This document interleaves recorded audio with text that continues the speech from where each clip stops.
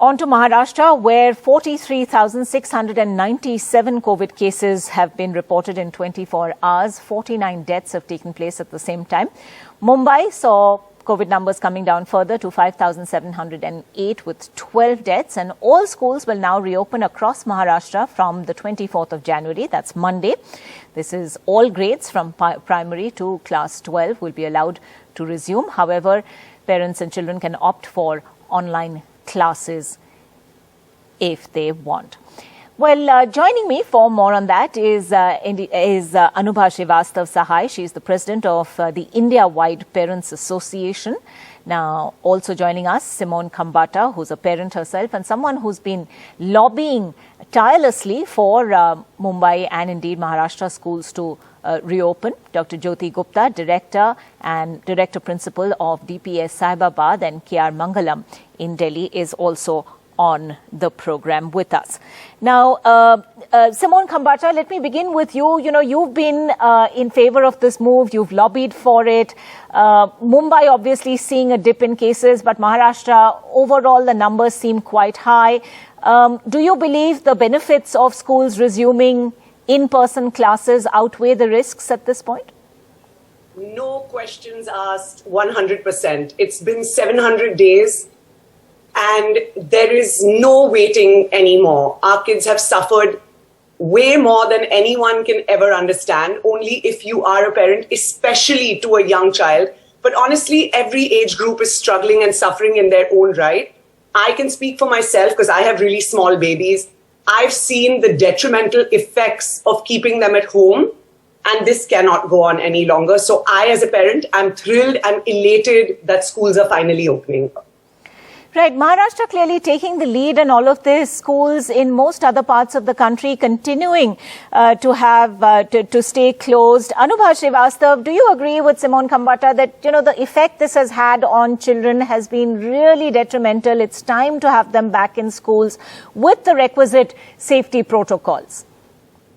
See, I do agree there was a lot of impact on children across India and across the world. It's not only India.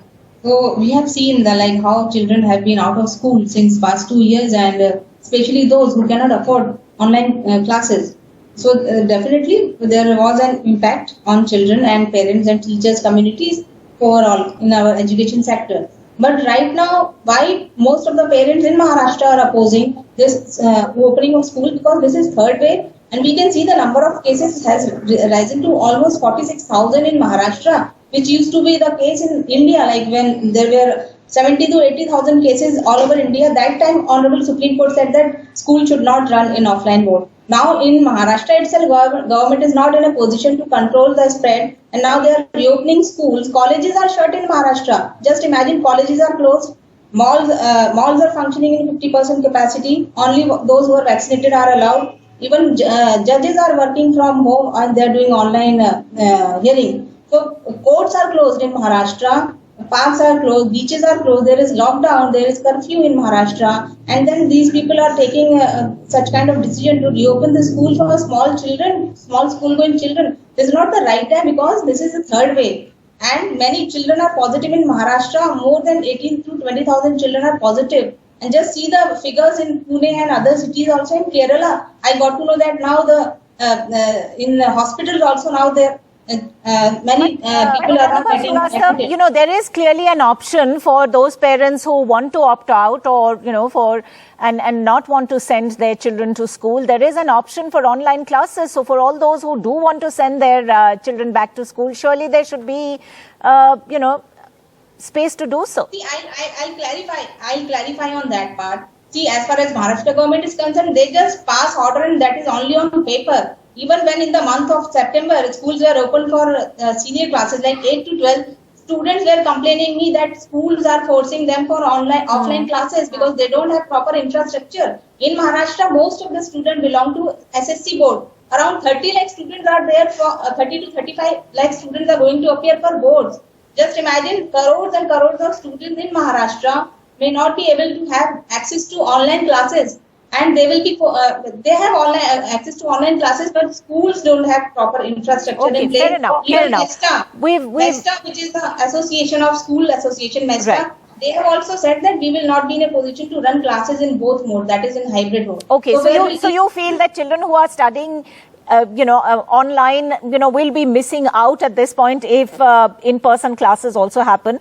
Dr. Kumkum Jagdish, where do you come in on this? Because we're also talking about the mental health of children who've been stuck at home for 700 days and counting. And that is something that has to be taken into account also. Yes, definitely. There have been a number of reports, including the latest UNICEF report, saying how the pandemic has affected the mental health of a child. I am looking at so many clients who have, stress, anxiety, depression, feeling of loneliness, all because the schools are closed. It is what, if you look at the developmental stage of a child, what should a child be doing, right? A child should be playing. And school gives that child that sort of, that space to play. And it's not just academics that, the school takes care of.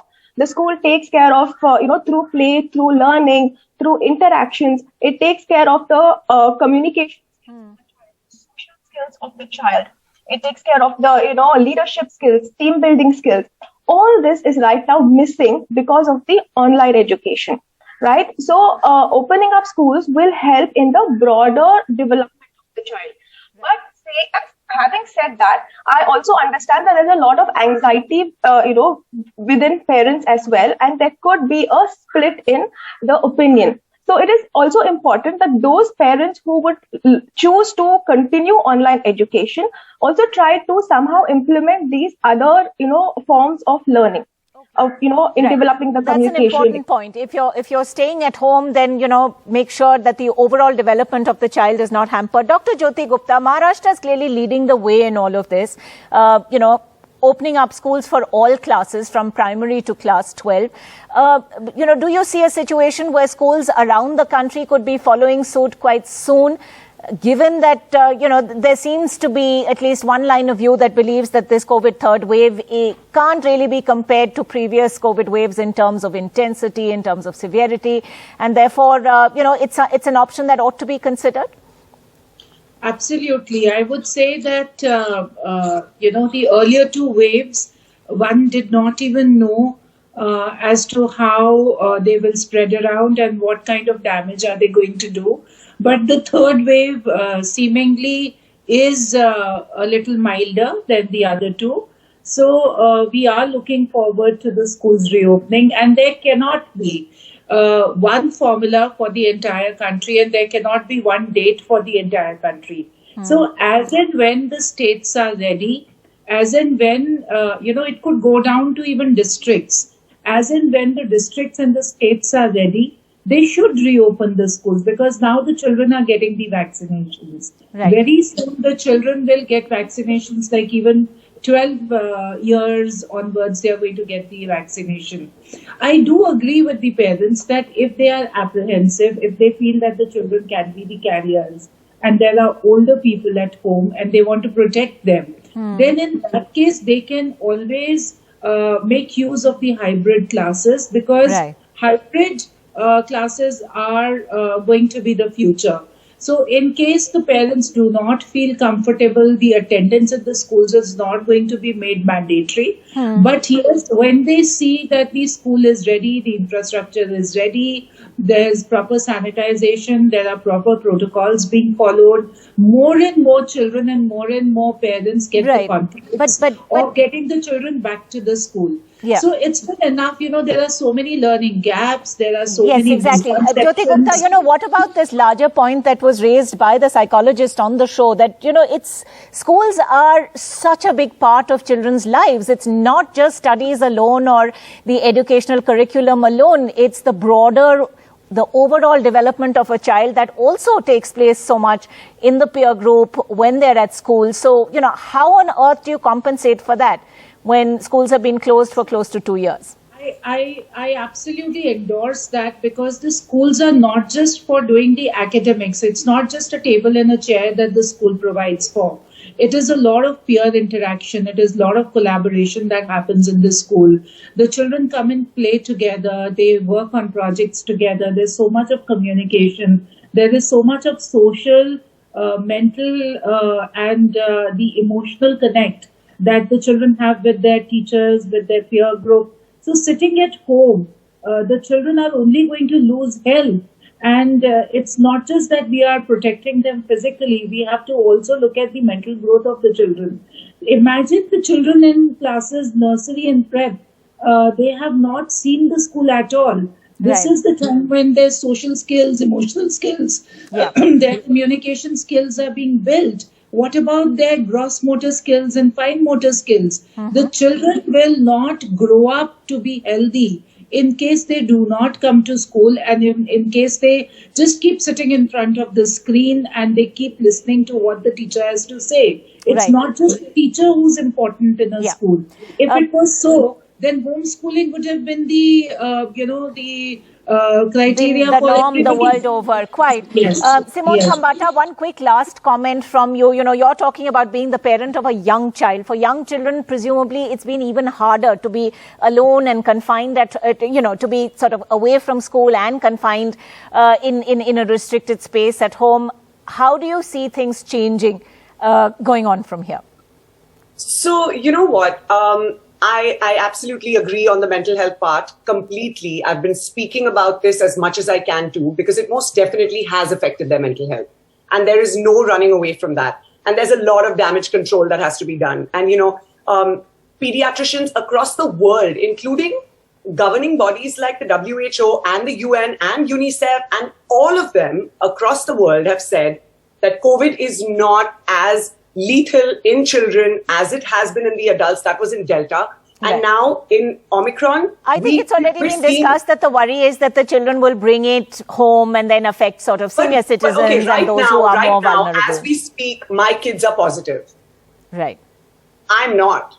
How did they get it? I've not gone. No one's gone anywhere. Right? So now the guilt comes onto the parent that we've obviously passed it on to the child. Right? So it can be either way. When it's a transmissible disease as fast as Omicron is spreading, then how can I go to work and come home, or a bus driver or someone serving food at a restaurant come home to their kids, but the kids should be kept home and not go to school? It's completely unfair. It's been irrational and it's been extremely unfair to the children. And, the lady before me, who spoke right after me, spoke about MESTA, which is the organization, standing for all the schools, is completely pro schools opening too. And in fact, they have been rallying, hoping schools open as well. So, as long as parents are given a choice, and I'm sorry, going back to the lower socioeconomic class, I have actually interviewed a couple of them on my Instagram page, and you can go there and check out their stories. They're struggling. They are immensely desperate for schools to open, starting with my nanny. She's a single parent. She has 3 children. She has nowhere to keep these girls safe except for her boarding school. And that's been shut. So what does she do? It's not just about the privileged parents. It's about thinking about the others too. Yes, indeed. Thanks very much, all of you, for joining us on this program. Schools across Maharashtra will reopen come Monday, and this is going to be from primary to class 12. How this is going to play out, of course, we'll only see in the days ahead.